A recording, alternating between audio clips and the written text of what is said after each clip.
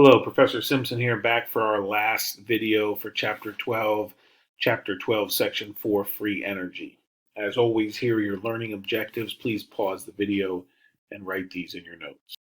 In this section, we're going to talk about Gibbs free energy, or just free energy, and this is important. I keep referencing in the earlier videos.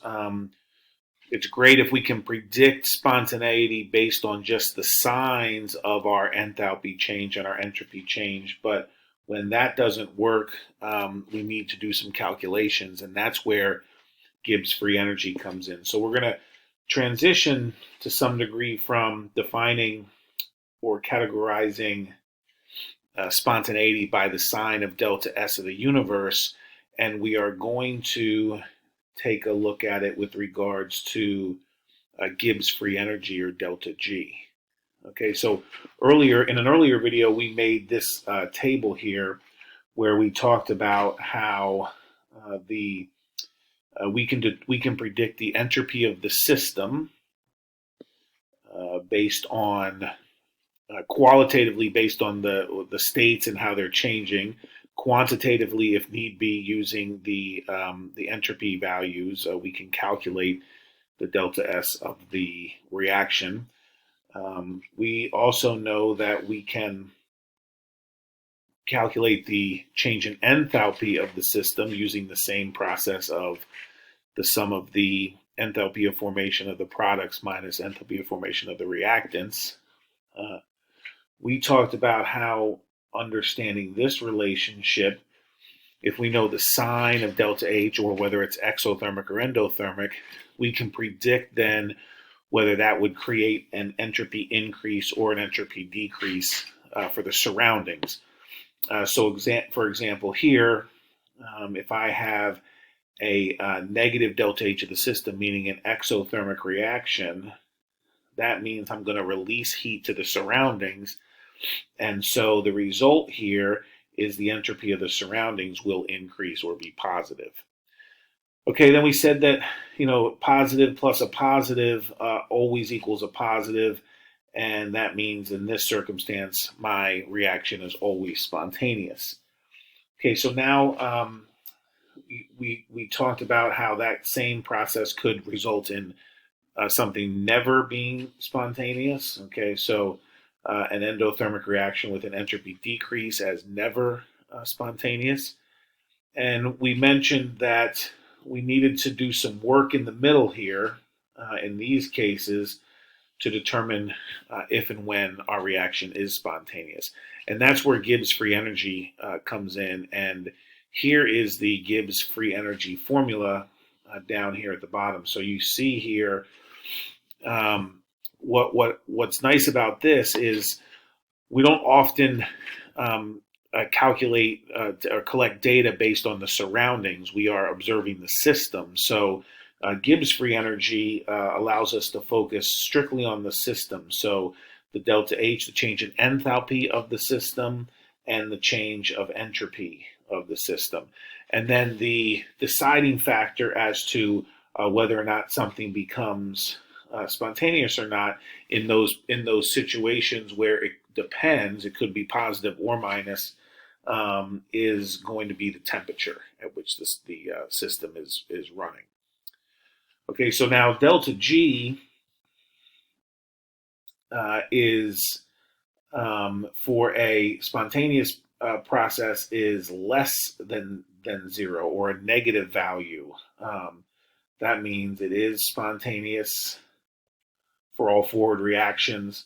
If delta G is greater than zero, it's non-spontaneous for all forward for the forward reaction. And then finally, if delta G equals zero, the system is at equilibrium. I know we haven't talked about equilibrium yet. That's coming up in chapter 15, but I am going to reference it a bit in this section. So let's take a look at a quick problem here. And I referenced in an earlier video that we should expect to have to calculate both the change in enthalpy of a system and the change of entropy. Again, similar setups, but obviously different data. So we see a quick example of that here for um, this situation, liquid water changing to gas. I need to determine if this is spontaneous, and I'm going to calculate the standard free energy change in order to do that. So we will use both our enthalpy value and our entropy. So kind of two different calculations here where I'm going to calculate my standard change in enthalpy. Again, it's products minus reactants. So this would be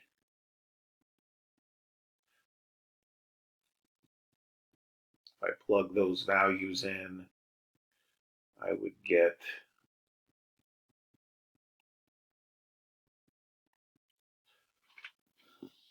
for products minus reactants, I would get 45.01 kilojoules per mole. I recognize this is a pretty simple reaction here or process that we're evaluating. I can do the same thing with the entropy values. Again, products minus reactants.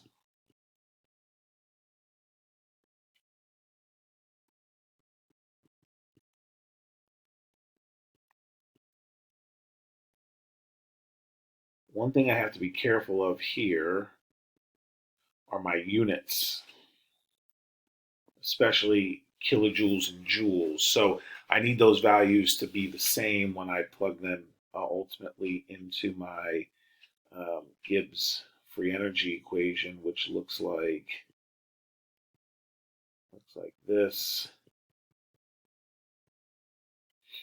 So I have go ahead and work in kilojoules. So this would be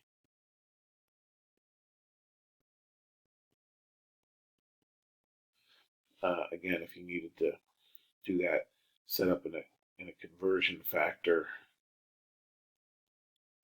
The relationship there is 1,000 joules is 1 kilojoule. So that's the work I did to make that quick conversion. Okay, so we have our delta H value of 45.01 kilojoules per mole, and then minus uh, this value here is at 298 Kelvin times our 0.1188 kilojoules mole Kelvin. Obviously, you'll see the Kelvin there will cancel out.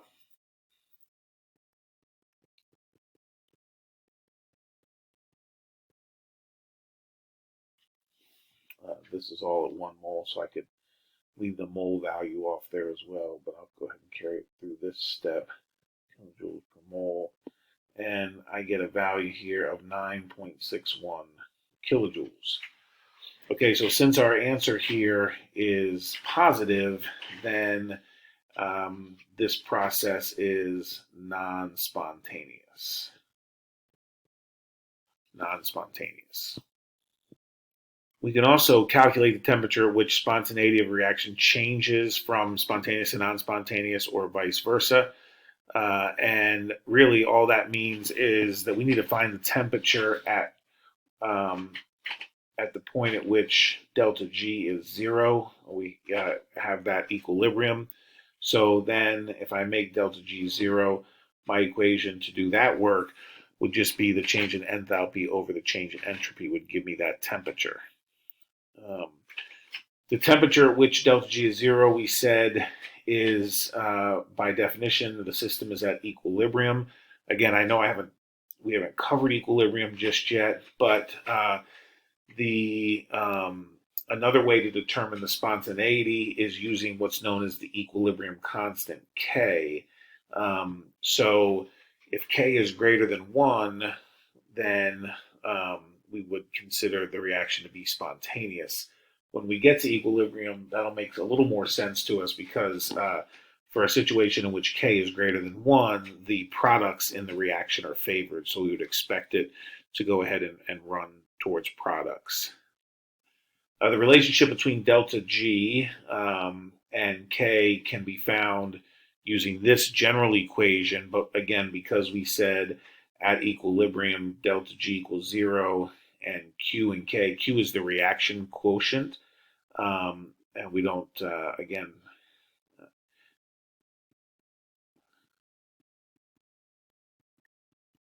and K is the equilibrium constant. There is a relationship there in which we're going to compare those two values, but for this point in time, the important piece of that is they're equal when it's at equilibrium, which allows us to utilize this next equation. Okay, finally, in this last section is just to talk about the idea of, if you remember from Chapter 9, Hess's Law, the same properties and approach applies here if free energy changes are additive. So if reaction 3 is a sum of multiple reactions, then that means the change in free energy is the sum of the changes in free energy of those individual reactions. You'll remember this from Hess's law that if you reverse a reaction, the sign is changed. So we did all these same things when utilizing Hess's law to determine the change in enthalpy of a reaction that was came from a series of steps of other reactions.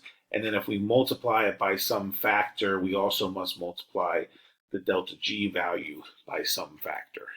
So again, this is very similar to what we did with change in enthalpy with Hess's law. It would just be using the free energy values instead. All right, so that wraps up section 4 here, and also then chapter 12. Thank you, and good luck.